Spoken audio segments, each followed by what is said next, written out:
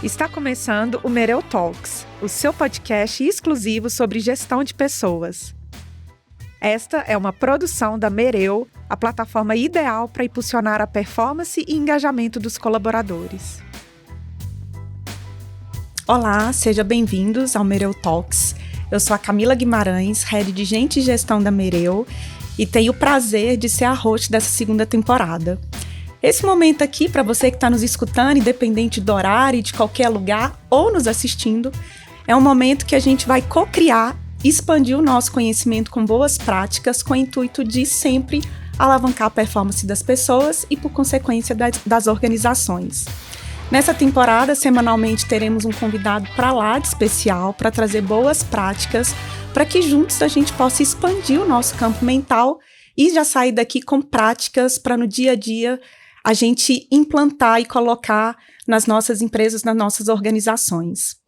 Eu estou aqui com o Ivan, cofundador da Mereu, né? Trabalhamos ali no dia a dia ali juntos com grandes projetos, que vai participar desse bate-papo aqui comigo e juntos a gente vai embarcar nessa discussão, nessas provocações aqui, né, com nossos convidados especiais, e vamos falar de um tema extremamente relevante, que é a jornada para um RH estratégico. Obrigado, Camila. É um prazer ser o co-host dessa segunda temporada. E eu estou ainda mais animado porque, além de ser um tema muito relevante, que é a transformação do RH, tem muitas empresas buscando essa transformação. Tô bem ansioso com a sua apresentação para nossa convidada, que a gente está tentando trazer pro podcast há muito tempo e agora a gente conseguiu. Então tô bem animado. Camila, apresenta aí pra gente quem que a gente teve o prazer de receber hoje. Vamos lá, né? Eu tô aqui com a minha convidada especial, com a Ana, que é C-Level aqui da Vital. E a gente já brincou um pouquinho aqui nos bastidores, que na verdade esse podcast já começou bem antes, né? Nas trocas de figurinha, a gente já teve ali boas trocas e bons aprendizados. E o intuito é a gente trazer para esse lugar aqui todas as nossas provocações aqui, tudo que você também nos trouxe aqui de aprendizado. Seja bem-vinda, Anne, fique à vontade para falar um pouquinho de você pra gente. Obrigada, Camila, obrigada, Ivan. Realmente, assim, foi uma honra, né, ter recebido esse convite desde o começo, e agora feliz porque deu certo. Né, a gente está aqui hoje com vocês para gravar aí dividir, né, trocar aí essas experiências aí ao longo dessa jornada, né, e para mim, a Mereu sempre foi uma inspiração, né, a gente sempre se cruzou em toda a minha trajetória profissional, então para mim é mais do que uma honra poder dividir aqui com vocês e com os ouvintes de vocês. Falando um pouco de mim, eu sou engenheira química pernambucana, né? Eu já estou há 20 anos fora do Recife, né? Mas eu comecei a minha trajetória, né, em uma fábrica de chicote elétrico. E aí eu era louca no Nordeste, poucas opções, né? E aí eu era louca para entrar na Brahma na época. Bom, já entreguei a minha idade, né? Eu era louca para entrar na Brahma e aí participei de um processo para a área de gente e qualidade.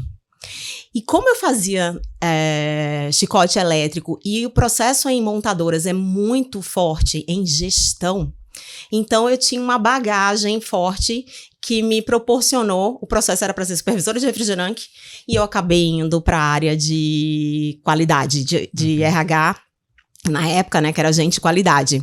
Então eu fui contratada. No final, o gerente da fábrica perguntou: você quer essa oportunidade, ser RH? Eu falei: se pagar a mesma coisa, tô dentro.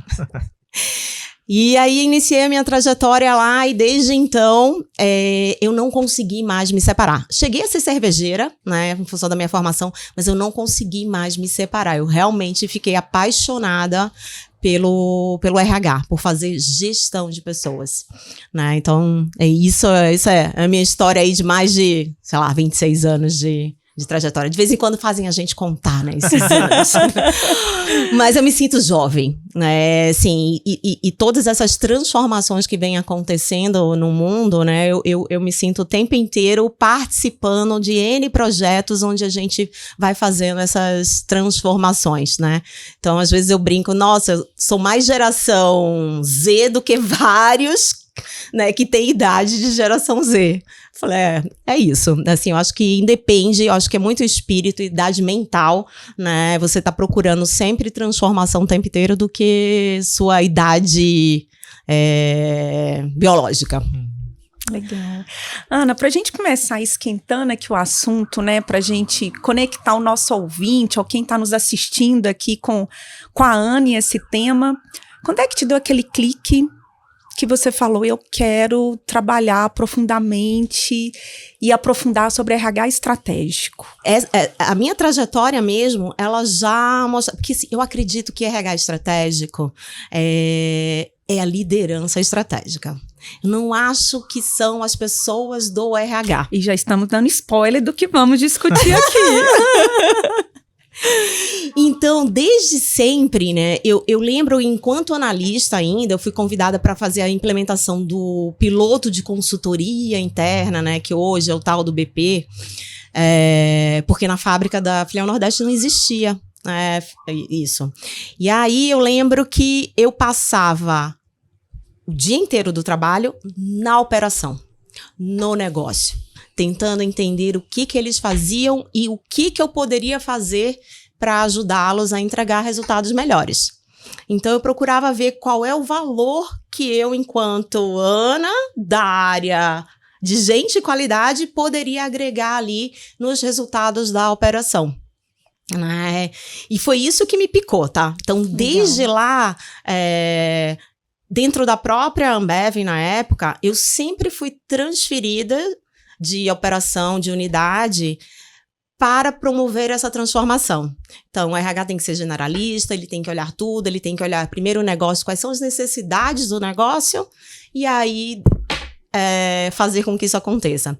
E assim, eu não tenho filhos, então eu brinco, né, hoje já com mais idade, que esse é o meu legado para o mundo. Eu quero realmente deixar o RH, né, e por todos os lugares onde eu passei, eu sempre quis que o RH tivesse uma outra visão, né, não fosse aquela área de suporte, que só demite, admite, né, que só faz o transacional. Né, que o RH de fato impactasse no negócio. Então, essa sempre foi a minha bandeira, né? Vamos lá, e a gente vai ser ouvido, e todo mundo vai entender o nosso impacto, e todo mundo vai entender por que a gente está aqui, né? Para que a gente existe, né? Eu lembro ainda, era difícil as pessoas de RH demonstrarem os seus resultados, né? E eu lembro na primeira vez que eu assumi um centro de distribuição, que era time de vendas, né? E aí falava assim, não, como que eu vou mostrar o meu resultado no time de vendas, né? E aí, cerveja gelada todo mundo bebe. Uhum. Qualquer um vai beber a cerveja que tiver. Depois que você começou a beber, você vai beber qualquer uma. Você não vai esperar que tenha Brahma. Então, eu comecei a olhar o turnover versus o recrutamento e seleção, o quanto que isso impactava nas vendas. Então, se eu deixar de ter um vendedor na rota, né, vai ter uma skin, não uma Brahma, e eu vou deixar de vender. Então, eu fazia o cálculo de quanto que era o impacto de um dia sem um vendedor, para demonstrar que eu precisava ter um pipeline de vendedores, que eu precisava recrutar e treinar, porque a gente levava 15 dias treinando, antes de ter a perda da venda, né? Então, assim, eu sempre, desde o começo, eu linkava com um negócio. Quais são os impactos que eu vou gerar através do RH no negócio, no resultado final, né, no bottom line. Então, acho que desde sempre esse era o meu DNA. Olhar o negócio e ver como eu podia ajudar no negócio. Bacana. Ô, Ana, você falou, né, que a gente tem por várias empresas que você passou, a gente se encontrou. E é muito legal ver a sua trajetória, porque são diferentes negócios, né? Indústria, varejo, tecnologia. E aí uma pergunta que eu queria que você explorasse existem similaridades e diferenças na gestão que você aplicava, nos processos e nos conceitos de RH? Ou não? Então eu queria que você fizesse esse paralelo, né? Entre os negócios e a prática. Bem interessante essa pergunta, né? Mas eu sempre falo para todas as áreas de suporte. Se você é RH, por exemplo, você é RH em qualquer lugar. Você pode fazer. Você tem o privilégio. Tanto é que, assim, eu não quis ser cervejeira, né? Foi intuitivo. Porque eu queria mais, né? Eu falei assim, se eu ficar como cervejeira, eu vou ter que ser na Skin, né? Na Antártica existia, né? Ou na Brahma. E eu não queria somente isso. Eu queria atuar de uma forma mais estratégica no negócio, eu queria participar e eu queria poder experimentar de vários negócios, né? Então, eu acho que quem é a área de suporte, né, independente qual é o negócio, você consegue. Agora, tem negócios, né, indústria metalúrgica, né, que alguns processos do RH são mais exigidos, né, como treinamento ou carreira e sucessão, porque vai demorar mais, porque precisa de um conhecimento técnico. Indústria de telecomunicações, agora varejo, serviço, né? Não, aí realmente a tal da liderança estratégica, né, isso que me motiva mesmo, né, gerar resultados através das pessoas. Esse é o meu DNA, né, eu adoro ver, né, pessoas entregando o melhor delas, né, em todas as áreas. Então, eu acho que não tem diferença, você pode aplicar, né, nas mais diversas indústrias, não, o modelo.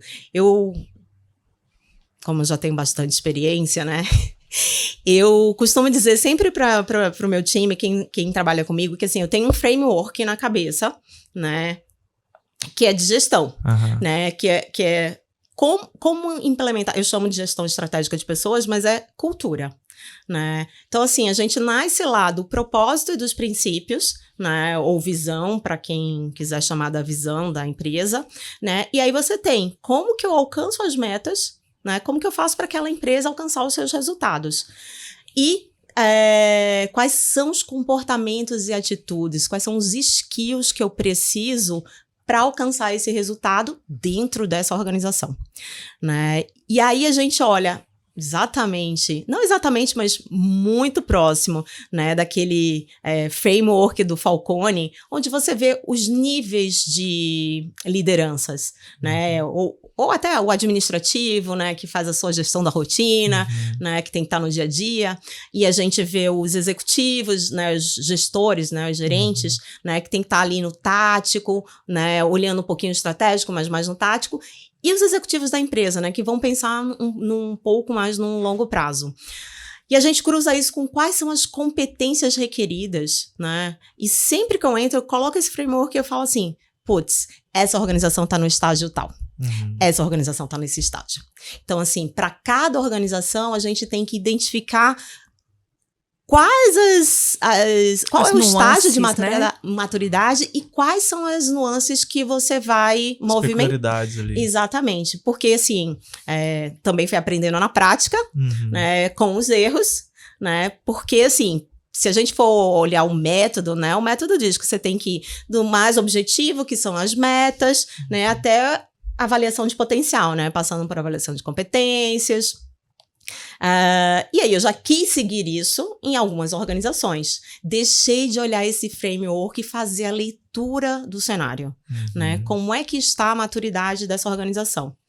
Então, sem perceber isso antes, depois eu errei, aprendi e nunca mais deixei de usar, né? Assim, foi a primeira vez que eu, de uma forma concreta, eu tangibilizei o que era que eu fazia, né? Como que eu fazia? E só foi depois do erro. Eu falei assim, não, mas o que eu fiz?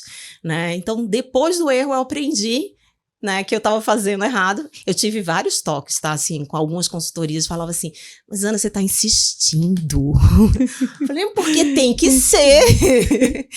Né? E aí, depois que deu errado, porque um desses processos foi traumático para as pessoas que estavam, né, para todas as lideranças e para quem convivia lá, e para mim. Porque eu já tinha passado pelo processo. E eu sabia, elas não conheciam o processo. E antigamente, né, Ana, tinha um modelo mais cartesiano de se seguir, que era mais de um pipeline ali de apreende e executa, que é diferente de hoje, que a gente fala muito da jornada, de engajar, de aplicar sentido, né, das pessoas primeiro entender o valor daquilo, que há um tempo atrás não se falava disso, né, porque a organização, ela vivia num modelo mental, inclusive, muito de submissão, né, dos colaboradores mais como funcionários, executores, e pouco de co-criar e contribuir. Então, a gente também não pode desconsiderar um recorte temporal, que isso faz parte também para a gente falar. A gente tem um recorte temporal que colocava as pessoas, a organização, a modelagem de gestão dentro de uma cultura que naquele momento fazia sentido e está tudo bem. Diferente de hoje, que com a geração também que a gente tem, envolve mais com que a gente reflita, né, estuda o sentido para todo mundo, né, que é uma realidade diferente do que se fazia também. Eu acho que é diferente, mas eu acho que eu tive muita oportunidade na época que era Brahma, né? Então, assim, eu entrei bem no comecinho, de fazer toda essa cocriação, de participar, de criar. Então, assim, eu vivi nisso. Chegar em organizações, né? Eu também, como eu tenho essa característica de agente de mudança, algumas organizações me chamam para esse desafio. Vem cá para transformar. E eu acho que, assim, a leitura, né, de, assim, organizações mais familiares, comando-controle, né, não sei se vocês já viram aquele vídeo, que é bem antigo, do Ricardo Guimarães, que ele fez uma série de vídeos para a Natura, né, e ele compara a era industrial com a era do conhecimento, né, então, assim, eu brinco que as organizações estão nessa era industrial, né, vários, principalmente empresas familiares, né, que era muito comando-controle, que o conhecimento era ali, né, dependia de poucos, agora com a tecnologia. E tem uma questão cultural também, né? Igual você falou, né, Ana? Talvez uma empresa familiar tem uma cultura que é diferente, né? De uma velocidade um pouco menor, de ter muita aprovação primeiro para depois ser executado, e talvez tem outras culturas mais ágeis, mais velozes, tem que fazer acontecer, né? E isso pode gerar alguns conflitos. Sim. Mas, às vezes, é isso que é o papel do agente de mudança, né?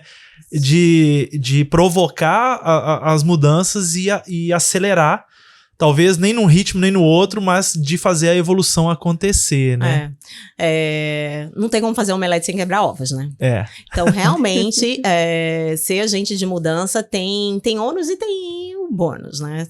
Tem um ônus pesado, que poucas vezes, assim, acho que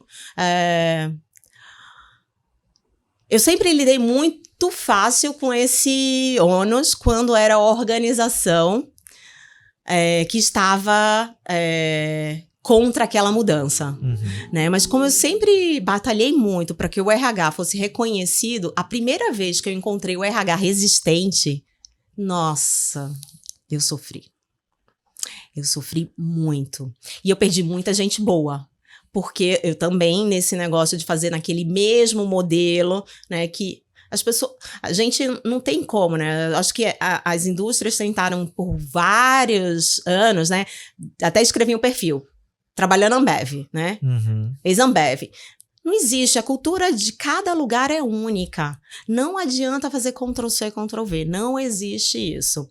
E eu acho que um dos grandes aprendizados foi esse, assim, ler o cenário e ver como que eu aplico. E eu acho que eu só ganhei maturidade quando o RH não estava enxergando isso e não queria a mesma coisa que eu. Falei assim, gente, não é possível. E aí, eu comecei a ir numa linha, resultado, vamos lá, talvez muito dura. E quando eu percebi que eu estava perdendo as pessoas que eu não queria perder, que eu achava que eram potenciais, e aí eu sentia dor, né? A dor de perder. Eu falei, mas por que ela tá indo embora? Não é pra ela ir embora. É que eu comecei a pensar nessa nuance mais, que as pessoas já, né, os jovens, milênios já não aguenta muito, né, não quer, né, não tem mais esse negócio de fazer e trabalhar como era na minha época. Acho que você é mais jovem. Mas Só não, engano. Engano. Mas hoje o engajamento, ele é diferente, né? É mais diferente. pelo propósito, pelo que ele vai contribuir ali dentro da organização, e não tanto pelo salário, pelo benefício, pela progressão mais rápida ou não na carreira, né? Existem ainda os incentivos, mas talvez a forma como você capta a pessoa eles não influenciam tanto. Exato. Eles não influenciam para você reter nem permanecer. Uhum. E eu acho que eles falam mais, né, do que falavam. Sim. Porque assim, se nas primeiras organizações que eu tivesse passado, talvez eu também não tivesse aberta, mas as pessoas tivessem me falado como nessa organização começaram a me dar feedbacks, eu tivesse acordado. Né? Assim, hoje em dia eu vejo que é bem diferente. Tem um analista que não gostou, ele me chama e te dá um feedback. E que bom, né, Ana? Porque eu falo que essa liberdade de fala é importante, inclusive, pra gente ajustar a rota. Exato. Porque os dois lados querem a mesma coisa. Exato. Né? Só que o timing de um pode ser diferente do outro, e nessa pressa a gente perde a pegada, né? Perde a mão mesmo. Perde a mão. E aí é com esse stop ali do outro, peraí, é que a gente aprende a desacelerar um pouco e falar, peraí. Vamos construir de novo, né? Vamos fazer uma retrospectiva aqui do que a gente, de fato, precisa focar. Né? É super. Então, nesse sentido, eu acho que tá bem diferente. Bem diferente. Ô, Ana, falando, igual a gente tá falando, você sempre entrou até como uma agente de mudança, transformando as empresas. Nesse período, nessa sua trajetória, você vê que há uma evolução também do RH ou das pessoas? A gente está falando lá atrás de transformação do operacional para o estratégico.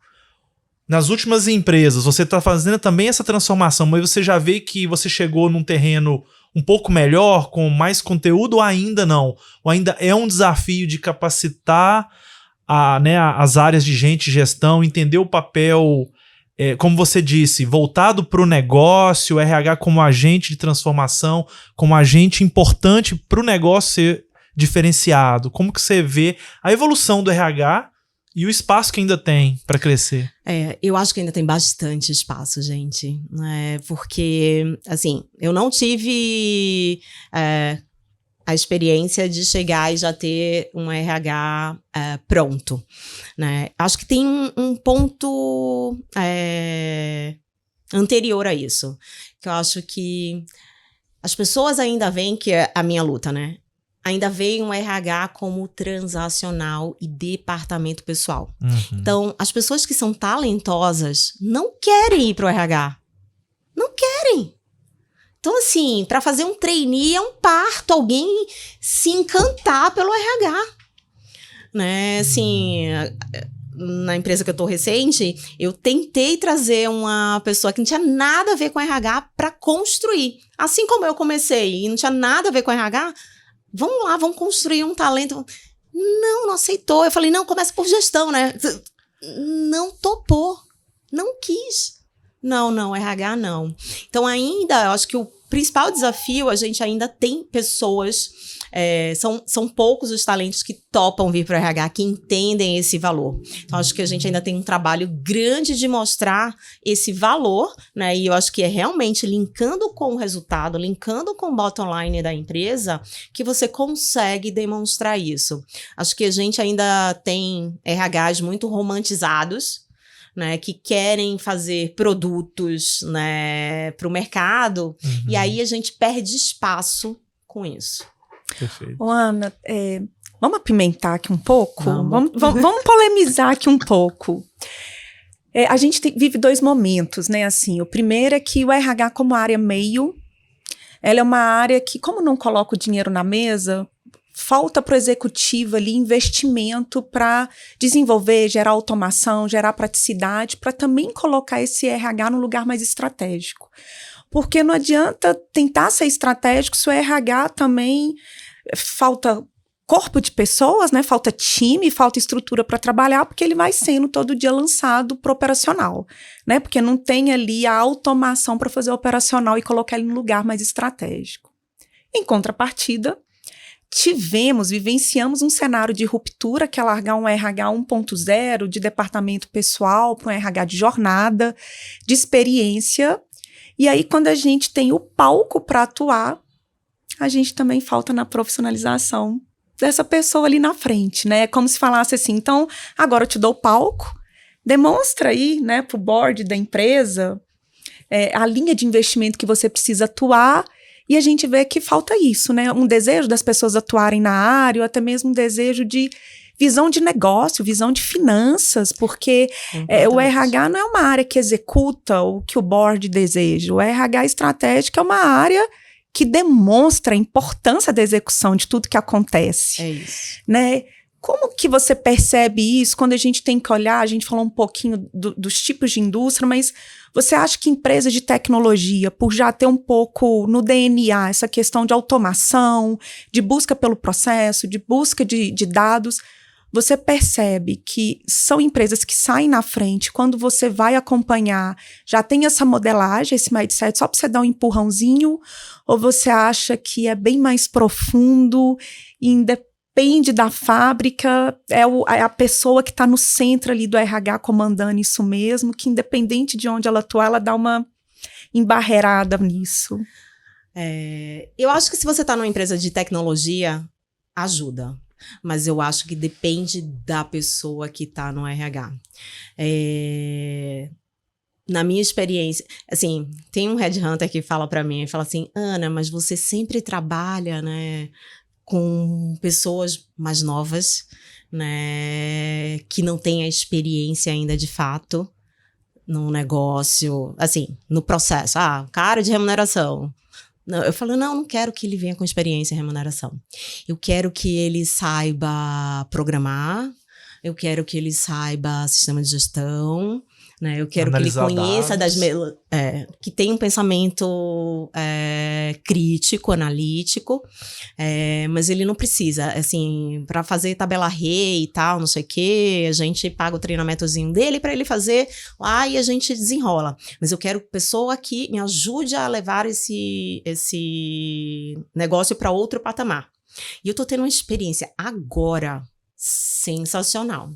Eu trouxe um garoto de startup. Aliás, todos os meus diretos, nenhum tinha experiência full na posição. E eu não tenho problema em ensinar, né? E eles também gostam, têm esse DNA de aprendizado. E a gente está montando BI, né? E esses meninos e meninas, né? Estudando sozinho, né? Fazer Power Apps. Hoje a gente teve 2 apresentações de 2 apps criados pelo time do RH. Né? Que são analistas júnior. Uhum. Então, assim, é possível desde que você tenha a cabeça aberta. E assim, eu não falo que é só o RH, tá? Porque a gente vem enfrentando o desafio é uma empresa que a gente é uma startup, mas já nasceu grande. Então, a gente tem o desafio de fazer as coisas acontecerem. Então, a maior parte da liderança quer trazer pessoas prontas. Uhum. Né? E eu acho que é um erro quando a gente traz pessoas prontas. A gente tem que complementar, porque senão eu não vou ter isso do BI. Porque foram pessoas, assim, eu sou analfabeta em programação, né? Eu tava vendo uma palestra da Malala, ela dizendo, né, que quem não sabe, ela mesma foi aprender a programar, né? Porque ela viu o irmão dela, ela foi aprender a programar porque quem não sabe isso hoje, e eu tô vivendo isso. Fala assim, era o meu Excel lá atrás, né? Pessoal, tudo, assim, eu tenho BI pra tudo. Eles constroem, eles pegam as bases de dados, Falei, gente, agora eu tô me sentindo velha. Mas, assim, na experiência anterior, quando eu sempre disse que as BPs, né, eu sempre tive um modelo diferente da maior parte das empresas. Que as BPs, elas pegam um produto de RH e elas também são responsáveis por uma área, para ter a visão generalista, para saber um pouco de cada coisa, como que funciona, para ampliar a visão, como que ela consegue agregar. Então, na experiência anterior, as meninas também começaram a desenhar seus BIs, né, para começar a apresentar para a área como que elas impactavam. Então, assim, comecei lá e aí eu falei assim, por que a gente vai ter uma agência de comunicação para fazer pra gente? Não, vamos colocar um designer aqui dentro que ele consegue fazer isso. Então, assim, a gente tá... introduzindo os conceitos de squads, né? Ou seja, é um time multifuncional que vai discutir, vai trabalhar para gerar o valor do negócio. Exatamente. Esse cara de remuneração que tá lá hoje comigo, o Matheus, quando ele me explicou a forma que ele estava trabalhando, antes ele... Não, porque eu divido o meu time, ele já era RH generalista, né? Ele era o gerente de RH da operação dele, em squads. Aí eu falei, me fala mais, né? Então, assim, eu falei, remuneração não precisa, a gente te ensina. E ele veio de Fortaleza pra cá. Bacana. Tá trabalhando com a gente. Mas, assim, eu acho que é a liderança, independente da área, eu acho que o RH é o que você tá perguntando, cara, eu acho que depende da liderança. Como que a gente quer transformar, como que a gente quer ser visto, né? Como que a gente quer gerar valor para a organização. Perfeito. Até um outro tema que a gente tá é exatamente essa questão da liderança, né? Porque até em outros episódios a gente sempre discute, poxa, o RH, até uma das perguntas o RH vai deixar de existir ou não, né? O quanto que a liderança assume o papel de desenvolver, de guiar, etc. Como é que é a sua visão ali dessa relação com o RH e as lideranças, como que você enxerga isso e o futuro, né? O RH deixa de existir ou ele vai ser mais estratégico e a liderança assume esse papel de guiar? Como que você vê isso? É o meu sonho. Eu aprendi com o professor Falcone, né? Então, assim, para mim o RH, e eu falo isso em todos os lugares onde eu passei, que o RH não tem que existir. Porque os líderes têm que fazer o papel. Né? Eles têm que recrutar, eles têm que treinar, eles têm que dar coaching, eles têm que fazer. A gente não pode ser... Né? E por isso que eu falo assim, não vou ter só a função de BP.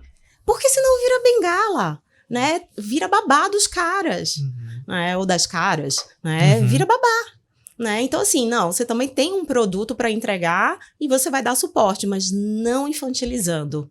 Que eu acho que esse é o grande ponto, assim, e eu já errei com isso também, né, assim, pelo meu estilo, pelo meu jeito, né, eu sempre, se tem um líder que, aí eu ia lá e dava o feedback pelo cara e fazia tudo, eu infantilizava, até o dia que eu aprendi, porque também todo ônus vinha pra mim, né, Sim. eu falei assim, eu sou a bruxa da história, né, não é essa a minha intenção, o que eu tenho que rever nos meus comportamentos, né, e é isso que eu trabalho com o time, sim, a gente vai estar junto, vamos olhar como é que tá o clima da área e vamos dizer, né, várias vezes esse ano a gente já escutou piadinhas de, assim, cadê as psicólogas do RH? Que não tem. Falando assim, não, é porque você tem que fazer o trabalho, não precisa ter psicóloga, você tem que fazer a liderança do teu time, você tem que conversar com ele, você tem que orientá-lo. A gente vai te dar as ferramentas. Desenvolver esse papel de liderança. Desenvolver, a gente vai te dar todas as ferramentas, a gente vai te ajudar, mas a gente não vai fazer por você. Né? Mas a gente ainda tem lideranças que... Em todos os lugares, né? E é uma forma também de gerar uma maturação desses líderes, né, Ana? Com porque certeza. Você falou algo e assim, é tudo. Muitas vezes coloca, né, o RH nesse lugar ali de conduzir as conversas difíceis, de dizer o não, mas tornar uma empresa madura, um RH estratégico, esse RH é quando ele educa, né? Porque o papel da RH estratégia é educar e desenvolver essa liderança de modo que ela pode sair de cena, né? Porque o nosso papel é literalmente bastidor e não palco, e as coisas fluírem. Porque se só fluir através de nós, aí virou uma questão de ego, né? Virou uma questão de que eu preciso existir para ser suficiente enquanto empresa. Não. A gente está entregando um legado quando eu falo, eu saio de cena e tudo roda, e roda muito melhor do que se eu tivesse aqui. Porque o legado é esse, né? Desenvolver as pessoas para ganhar uma musculatura, para de fato conduzir os processos com os liderados, para que de fato essa roda gira. Porque no final das contas, nem é no final das contas, né? Eu acho que no início, o que o liderado quer é uma conversa com o líder. E não terceirizado para o RH. É isso. Né? É isso.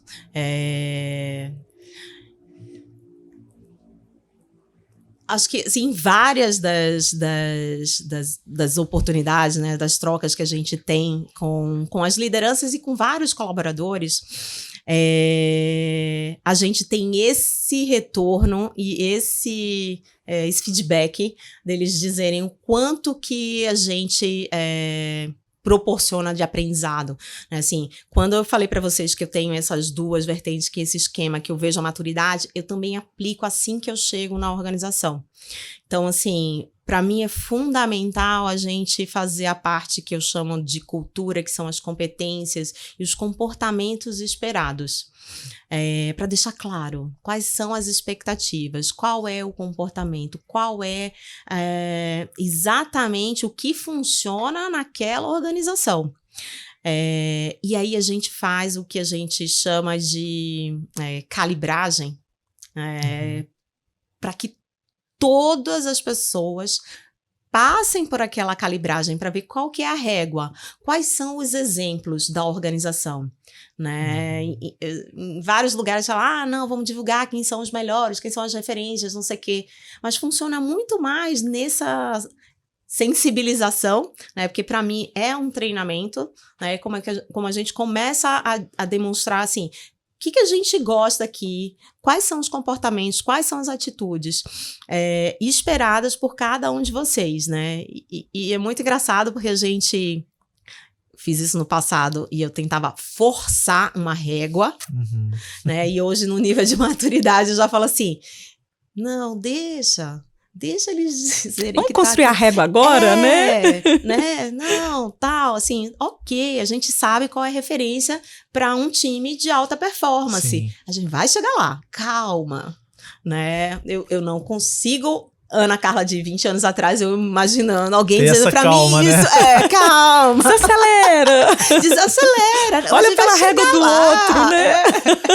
Ô, Ana, desculpa, você estava concluindo, eu te interrompi. Agora já me perdi. Ah, vai tá. aí, manda. Não, é porque assim, a gente tá falando do processo de transformação, né? Do RH mais operacional, transacional para o estratégico. A gente tá falando dessas dificuldades da cultura, das lideranças que talvez não estão preparadas. Então existe ali, quando você entra, quando a gente vai transformar uma empresa, é uma mudança cultural. E você falou também que aprendeu muita coisa, né? Aí a gente quer sempre levar um pouco de prática para quem está nos acompanhando, né? Você conseguiria, por exemplo, falar assim, quais são algumas dicas ou que você hoje entende que, poxa, quando eu vou transformar, vou fazer uma transformação cultural, qual que são elementos dessa gestão da mudança que você olha com mais detalhe para fazer ela com menos dor, né? Ou que o impacto seja menor, né? Vai doer, talvez vai, mas se a gente reduzir o tempo da dor ou a amplitude dessa dor, né? Você tem alguma dica que você pode trazer para quem vai iniciar essa jornada da transformação? Legal essa pergunta. Acho que assim que você chega, você precisa ter muito clara quais são as metas da empresa, né? Se não tiver missão, visão, propósito, tem que criar. Partir disso. Metas é muito importante, mas eu priorizaria comportamentos. Né? Quais são os skills necessários que as pessoas precisam? Né? Atitudes e comportamentos, os skills que elas precisam, né? As competências que elas precisam para fazer aquela cultura acontecer, aquela visão, aquele princípio, aquele propósito acontecer. Não seguiria, né, a linha normal de metas. Faz um diagnóstico, vê, né, como que tá a maturidade dessa liderança para implementar. Porque, sim, a gente demanda muito, né? Todo esse ciclo, né, de avaliação, você tem que parar toda a liderança, né? Você faz não sei quantas reuniões, porque é todo mundo falando de todo mundo para poder ter o 360 presencial para ser a sensibilização. Então, precisa que, antes de começar, toda a liderança, principalmente CEO e os principais executivos, estejam comprados. Perfeito. Vai dar trabalho. Mas não é o RH que vai fazer? Não, são vocês. E a cultura é construída por vocês.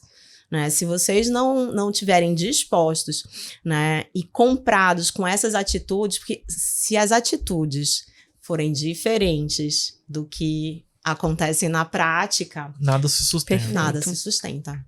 Então, isso assim, da época da Ambev que eu trago isso, né? Porque, assim, a Ambev era muito claro, né? Eu lembro lá, né? Era uma fotinha, assim, onde tinha dono no organograma, assim.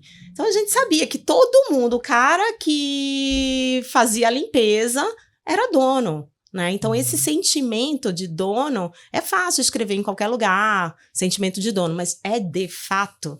Todas as pessoas praticam isso. Experimentam, né? Experimentam isso. Então, assim, para colocar isso, a gente tem que praticar. Então, acho que essa é uma outra dica. Nenhum dos comportamentos que estavam lá ou estão, ou hoje atualmente onde eu estou, eles não são enxergados no dia a dia. Eles são enxergados no dia a dia. Perfeito. Acho que isso é um grande... uma dica para quem vai começar. Ana, a gente falou de cultura, né? Desses personagens que eu nem falo que orbitam, mas que estão ali vivenciando das lideranças. E a gente vivencia também alguns cenários que eu tenho o ponto focal ali do RH, né? Eu tenho essa figura estratégica ali. E em alguns momentos, quando essa figura, né, esse personagem ali sai de cena, às vezes a gente vê que é como se paralisasse. Não que essa liderança não deixasse um legado, não que não formasse pessoas e apoiasse as áreas, mas é como se a gente tivesse ou uma pausa no processo de crescimento ou uma ruptura mesmo. Né? E a gente pode ter aí o ouvinte, que é um RH que acabou de entrar numa empresa assumindo um fardo de uma liderança anterior, né? E tipo, por onde eu começo? Como é que eu continuo colocando RH no lugar do centro estratégico? Mas a gente pode estar, né, tendo CEOs e presidente ouvindo e falando, Anne, quando esse meu RH abandona, como é que a gente continua no processo estratégico sem ter essa ruptura e essa pausa? O que você traz de contribuição de quando acontecer esse processo, que essa passagem seja uma passagem natural, que acontece em toda empresa, a gente não gostaria de ter perdas, mas acontece. Mas como que a gente tem isso sem afetar o negócio, sem afetar a estratégia, que a gente continue a caminhar, mas sem retroceder nesse lugar estratégico? Acho que o primeiro passo, né, se o CEO aí estiver me ouvindo, ele tem que ser o principal envolvido nesse processo, né? Por onde eu passei e a gente teve sucesso foi porque esta figura era quem bancava, né? Seja do sistema de gestão, né? Porque para mim, toda a base de um RH estratégico, ela está lastrada no sistema de gestão, né? Que é o que eu alcanço de resultado. Então, eu preciso colocar as competências certas para alcançar este resultado, de acordo com a expectativa da empresa. Então, se o CEO entende isso, o RH que estava fazendo também não tiver voltado para o ego, e sim para deixar legado, né? Ele é bom enquanto ele deixa, não enquanto ele subtrai, dele, né? Se depende dele. Então, eu daria essa dica, né? Para que não infantilizem e que o primeiro cara compre de fato, né? Entenda que isso realmente gera valor nos resultados da empresa. Agrega.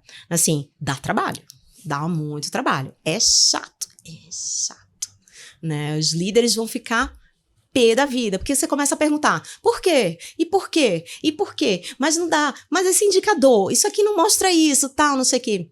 Mas também depois você vê uma liderança de áreas de suporte como jurídico, que não sabem muito bem como mensurar as suas entregas, né? Virem agradecer, dizerem que são um jurídico diferente nos fóruns onde eles estão, porque você insistiu em montar um modelo de gestão, não tem preço, né? E isso ficou para eles. Não fomos nós que ficamos lá, mas, sim, tem dor, né? Como ficar fortinho, né? Gostosinho, tá? Não sei o quê. tem que trabalhar. Gera dor, né? Todo crescimento gera dor. No pain, no gain, né? No pain, no gain. E pro RH, né, que tá nos ouvindo e fala, Ana, putz, acabei de sentar numa cadeira, a expectativa tá lá em cima. Por onde eu começo? Qual que é o meu primeiro caminhar quando eu chego nessa empresa e o CEO e a expectativa de todo mundo precisamos manter o RH estratégico. Qual que é o primeiro ponto que você pensaria e falaria assim, primeiro dever de casa, primeira lição? Primeira lição, eu diria que assim, se ela ainda não fez a leitura ainda do cenário, é que converse com cada executivo individualmente e pergunte quais são as expectativas deles. O que eles esperam? E aí você analisa ali o que você vai priorizar. Né? Assim, não tem como fazer tudo de uma vez. Não Perfeito. tem. Agora, nessa minha jornada, por exemplo, eu deixei treinamento de lado. Uhum. E tá tudo bem. E tá tudo bem. E acordado com todo mundo. Eu falo assim, ó, gente, o que é importante pra gente agora é que a gente contrate as pessoas dentro da nossa cultura e avalie quem está aqui para mostrar o que eles precisam desenvolver. Então, vamos priorizar isso. E tá tudo certo. Então, assim, ela tem que fazer primeiro um diagnóstico junto com a liderança do quais são as expectativas. Muitas vezes, né, assim, lembrando de anos atrás, quando você chega em um lugar, é muito difícil o CEO, principalmente startup, assim, o CEO saber o que ele quer do RH, né? Sim. É muito difícil. Então, eu diria realmente para que a gente olhe se tem metas, olhe se tem missão, visão, né? Qual é o propósito e começa pela avaliação das pessoas, né? Porque as pessoas vão falar. Né, como a gente comentou lá atrás, elas estão falando muito. Então, elas vão falar o que elas querem, quais são as ansiedades, quais são os desejos, o que está faltando. E vai ter, no mínimo, um fórum oficial de feedback para as pessoas poderem falar. Né? Então, acho que é essa a dica. Ana, eu tenho uma pergunta também. Talvez ela é difícil, não sei se você vivenciou isso. Até porque eu entendo que você sempre entrou para um desafio para transformar mesmo. Mas pode acontecer não sei se aconteceu, de te chamarem para transformar, mas no meio dessa transformação o CEO ou o board... não, a gente quer transformar, mas não necessariamente Pero não útil. Isso não sei se aconteceu ou não, mas se tem alguém nos ouvindo que tem essa situação, como que você daria dicas para... não sei, para convencer, influenciar e como ela poderia influenciar essa cúpula, né? Então eu queria que eu ouvisse um pouco você, se você tem, quais argumentos ela deveria usar, como se posicionar, porque às vezes não é só o RH querer, né? Como você falou, a liderança tem que querer. Então como mostrar o benefício ali de um RH estratégico para um líder, por exemplo? É difícil, né? Nossa, assim, eu já enfrentei bastante barreiras, mas eu acho que persistência, né, eu acho que é o meu sobrenome. Então, assim, eu não desisto, não desisto, porque eu tenho convicção que vai dar certo. Né? Então, eu não desisto do que eu acabei de falar para vocês, assim, sabe qual é a missão? Sabe quais são as metas a serem alcançadas? Quais as competências as pessoas precisam para alcançar aquelas metas? Então, eu vou trabalhar nisso. E eu não sei da onde vem, mas, assim, eu tenho uma leitura muito rápida das pessoas. Então, por isso que eu falei diagnóstico, porque quando você senta, conversa, entende, né, o que aquela pessoa quer, né? Muitos anos eu fui na força. Sim. Não adianta. É outra coisa, assim, não adianta ir na força, não vai, por mais que o CEO queira também. Não adianta. Então, assim, você tem que mostrar o valor daquele processo para aquelas pessoas. Lógico que ajuda, né? Como foi o caso dessa área jurídica, né? Se o CEO não quisesse, ela também não queria dar muito trabalho, né? Não ia acontecer. Sim. Né? Mas ela depois que ela viu, então assim, O resultado, talvez, algumas vezes eu usei benchmark, levar em algum lugar que Legal. já fez, já viu como é que é. Por exemplo, a gente tentava levar sempre na Ambev. Sim. Os exemplos inspiradores. Porque aí o Pra ficar cara, a mais- liderança, tangibilizar. Exato. Tangibilizar, né? Porque realmente acontece. Eu tive a oportunidade de viver aquilo, né? E saber que aquilo acontece na prática. Mas quem não tem, vai começar a medir um negócio que dá só trabalho, né? E eu lembro muito, né? Que assim, o Brito nunca usou o método pelo método. E ele dizia isso pra gente. Não vou usar o método pelo método. Sim. Então, isso eu também acho que é importante, sabe? Eu nunca usei na minha vida os 5 Ws e 2 Hs. Uhum. Nunca. Sim. Né? A gente vai adaptando. Então, essa flexibilidade para se adaptar ao que está sendo O demandado, contexto, né? ao atual. contexto, ao cenário da organização, acho que pode ajudar. Não, isso que você falou é bem... Quando você tem o diagnóstico, entende o que cada, né, faz o alinhamento das expectativas. No meio do caminho você volta, olha, a gente alinhou essa expectativa, a gente estava naquele momento, pra gente ir para aquele outro ponto, precisamos de fazer isso. Então não desistimos então daquele, isso. né? É isso, é exatamente isso. Assim, não queremos, tá tudo certo, a gente não vai alcançar isso. Perfeito. Mas assim, tá todo mundo junto. Porque a única coisa que a gente tem certeza é que vai dar trabalho. Sim.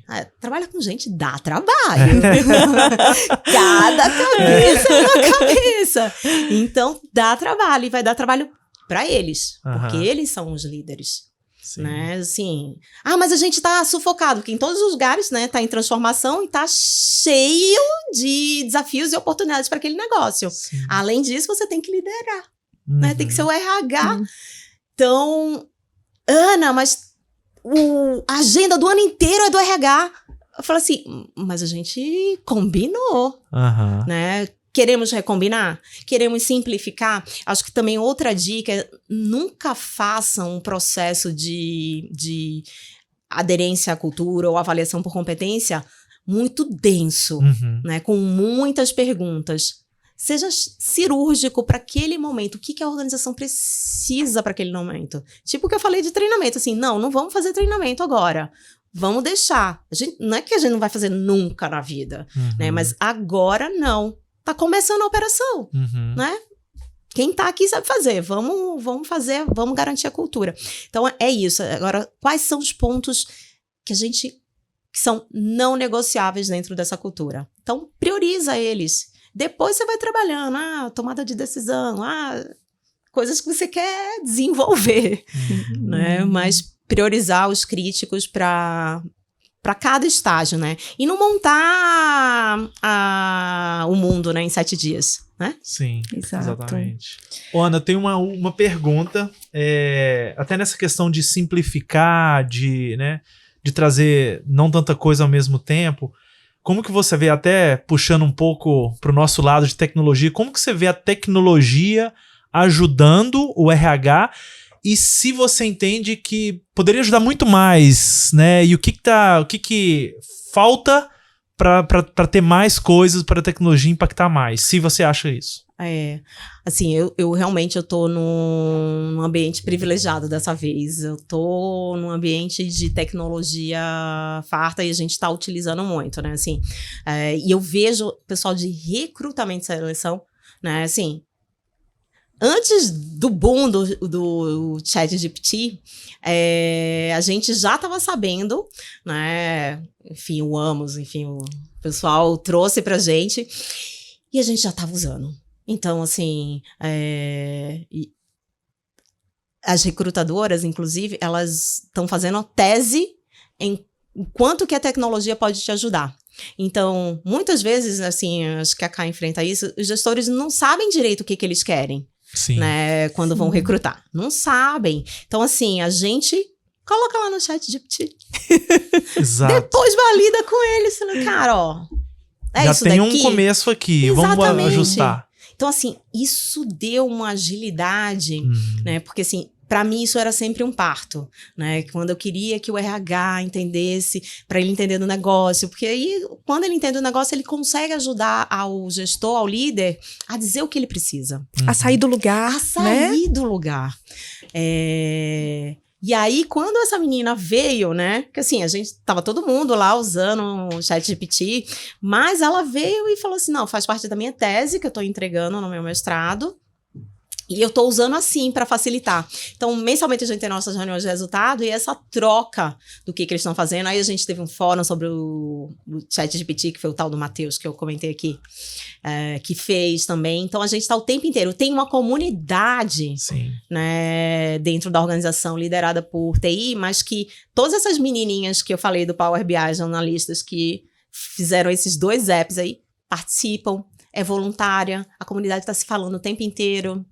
Então, eu acho buscando que... Buscando esse... eu não sei se é a organização ou se é o momento realmente do mundo, tá? Sim. Porque eu tô me sentindo muito. Porque, assim, o quanto que a gente sofria no passado para ser priorizado... Sim. Hoje tá muito mais acessível, né? A dificuldade talvez é pegar e aplicar, e tem várias aplicações. Então, o desafio não é mais ter uma tecnologia, é como aplicar, onde eu posso aplicar, que resultado que eu quero obter aqui, né? E eu acho que a gente saber que qualquer um pode fazer isso. Sim. São analistas júniores, jovens, que entram lá no Google e começam a pesquisar e tá tudo lá, tá tudo na internet, dizendo como você tem que fazer. E né? Ana, bacana. E o bacana quando você traz esse recorte é mostrar que, assim, essas pessoas também não querem mais ficar no lugar de operacional. Não elas estão buscando aquilo que vai fazer operacional para elas se posicionarem de uma forma estratégica, que é como que eu entrego valor, né? Você fez um recorte brilhante que é, o gestor não sabe definir ali, eu utilizo uma tecnologia para apoiar, eu educo aquele gestor, mas colocando o tempo dele, que também é um tempo ali que, né, convenhamos, não dá para ficar ali o tempo todo ele tem outras entregas, mas a gente cocria o tempo dos dois para uma discussão mais rica. É isso. E aquilo que tem baixa entrega de valor, eu coloco ali para a solução fazer. É isso. Né, que é essa modelagem que as pessoas têm de tipo, peraí, eu não preciso estar nesse lugar que querem me colocar. Eu permito estar nesse lugar ou eu me permito estar num lugar mais estratégico? Para que toda a tecnologia me ajuda a entregar pronto o que eu preciso. Não, né? Hoje, né, que era o dia da apresentação de resultados, elas falando exatamente isso, cara, que você acabou de comentar. Sim, eu deliro, né? E projetos lindos. Né? Ainda assim, não, vou fazer isso aqui, mas isso aqui são para os meus técnicos. Que técnicos? Não, os meus técnicos de segurança do trabalho. Eu falei, não, o que você fez é maior. Desenha a governança aí, porque quem vai fazer é a liderança. A liderança é que tem que ter, e todo mundo tem que ter acesso a esse... Então, assim, muito, muito legal. Que bacana. Bem, tá chegando ao fim, né? A gente podia ficar aqui horas e horas falando. Vamos fazer um recorte, né? A gente falou tanto assunto importante, a gente falou do legado que a gente deseja deixar, a gente falou da tecnologia como aliada, né? Trazendo ali uma transformação para o nosso negócio, de colocar a gente num olhar estratégico. A gente falou desse papel do líder, de ser um líder de pessoas, não somente um líder técnico, né? A gente falou também dos egos serem deixados de lado e a gente trazer mais essa questão da humildade de co-criar com todo mundo. Vamos sintetizar, né? Tentar sintetizar isso. E para quem está nos ouvindo, se a gente tivesse que falar assim, inspirei com esse podcast e eu quero fazer uma transformação no RH para ser mais estratégico. Né? Se a gente puder contribuir com esse ouvinte. Porque às vezes a pessoa pensa, né, Ana, que ser estratégico é copiar. Tem uma empresa massa, referência no mercado, eu vou fazer tudo que ela faz porque eu vou ser estratégico. E não. É o olhar da humildade de falar, eu posso fazer muito com a minha cultura de forma singular aqui, né? Se a gente pudesse instrumentalizar esse ouvinte e elencasse alguns passos do tipo, vem cá, chega aqui comigo. Deixa eu trazer aqui para você algumas dicas que a minha caminhada me proporcionou aprender. O que você deixaria para a gente fechar esse encontro para essa pessoa que deseja, de fato, deixar um legado, fazer uma história de um RH estratégico? A primeira coisa que eu faço toda vez que eu vou para um negócio novo é conhecer o negócio. Então, eu estou em telecom agora, infra de telecom. Então, eu fui para a rua com o cara do poste para ver como é que ele fazia. Eu entrei no que chama de planta interna, onde ficam todos os equipamentos, e fui conhecer cada um. Então, assim, a primeira coisa é conhecer o negócio. Né? Porque aí você conhece o negócio, você sabe qual é a cultura, né? E aí você desenha o que aquela cultura precisa para aquele momento. E vai desenhando a tua estratégia ao longo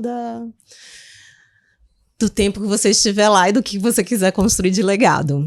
Mas eu acho que é isso. Acho que sem conhecer eu não consigo, tá? Eu, particularmente, eu não consigo fazer o que eu não entendo. Tinha uma chefe minha que ela falava assim, nossa, você contesta tudo. Eu falei, mas é porque eu não entendi. É só por isso. Porque para eu fazer eu preciso entender. Sim. Né? E concordar ou não, são outros 500. Eu vou fazer o que a empresa quer, mas eu posso discordar. Então, eu diria que é isso. Conhecer o negócio, porque aí você também pode ter a tua visão do que é necessário, o que precisa para aquele momento. Legal. E a gente despertar o desejo para dados, né, Ana? A gente fala que é um tabu, né? É bobagem, não precisa ser um tabu. E sua fala, eu acho que a gente foi muito presenteado, porque todos os exemplos que você trouxe pra gente só se tornou tangível e praticável porque você trouxe os números, o que ele estava impactando no negócio. Né? Então tem que ter um gosto, uma inclinação para esse número, para visão de impacto, para a gente ter esse lugar de respeito. Sim. Né? Porque o RH às vezes é muito subjetivo por conta disso. A gente fica muito no discurso, mas traz pouca apropriação, né, de indicadores, de impacto, de dados. Então, a sua fala, o tempo todo você falou, eu falei, dados, números, impacto. O que eu tô medindo? Eu tô fazendo pra quê? Pra chegar em que lugar? É isso. Né? É isso. Você falou agora, assim, eu lembro de uma experiência com um pessoal de saúde, que tava reportando pra mim. E aí eu falava assim, cara, ok, eu entendi, mas a gente tá fazendo esse programa de qualidade de vida, tal. Baseado em quê? Qual é o nosso problema? Uhum. Da onde surgiu? Surgiu porque a gente queria. Falei, então se surgiu porque a gente queria, tá errado. Cadê? Deixa eu ver quantas pessoas estão usando, deixa eu ver As pessoas não estão usando. Então, assim, dados realmente, assim, pra mim é tão óbvio, né? Eu nem falo, mas eu acho que a minha cabeça funciona, né? Eu sou engenheira, então ela funciona, eu brinco com o meu time, que funciona muito em caixinhas. Eu falo, me mostra qual é o fluxo, onde sai, onde entra, né? Qual é o resultado final que a gente vai conseguir pensar o que a gente precisa. Então, dados realmente não tem como. Se você não sabe qual é o teu impacto naquele negócio, né? Eu diria também outra dica é não implemente nada que você não consiga demonstrar um impacto. Perfeito. É isso, né? Isso. Ana, te agradecendo mais uma vez por esse bate-papo. Deixa aí um recado para as pessoas. Como faz para encontrar a Ana, para achar? Deixa seus canais aí de contato. Nossa, eu sou low profile, gente. Então, vou deixar o LinkedIn só, Ana com 2 N's, Carla com K, Ribeiro. E é isso. Que ótimo. É um prazer, né, tê-la aqui conosco, igual eu comentei no início. Já é um sonho nosso de ter você aqui para esse bate-papo, que bom que deu certo. E talvez a gente vai querer ter outros bate-papos com você sobre outros temas também. Nossa, delícia, gente. Um prazer. Passou assim, voando, super rápido. Nervosa no começo, mas depois relaxei. Muito legal, muito legal. Agradeço imensamente o convite. Obrigado você. Obrigada. Ok, para vocês que estão nos ouvindo ou nos assistindo, a qualquer hora, a qualquer tempo e de qualquer lugar, né? Eu espero que a gente tenha feito uma entrega de valor, que de fato a gente possa ter proporcionado aí insights, provocações, né? Que tenha de fato despertado, poxa, deixa eu já começar, que tem muita coisa boa que dá pra gente fazer, né? E fica à vontade também para nos seguir, a gente tá aí no podcast, a gente tá no YouTube, para quem gosta de assistir, né? Põe o seu comentário, curte, compartilhe e traga também pra gente como tem sido essa experiência de acompanhar o nosso Mereu Talks. Eu vou ficando por aqui. Mais uma vez, obrigada, Ana. Obrigada, Ivan, por compartilhar a mesa aqui comigo. Né? E a gente se encontra aí no próximo podcast com outros convidados também para lá de especiais. Obrigada, Cá.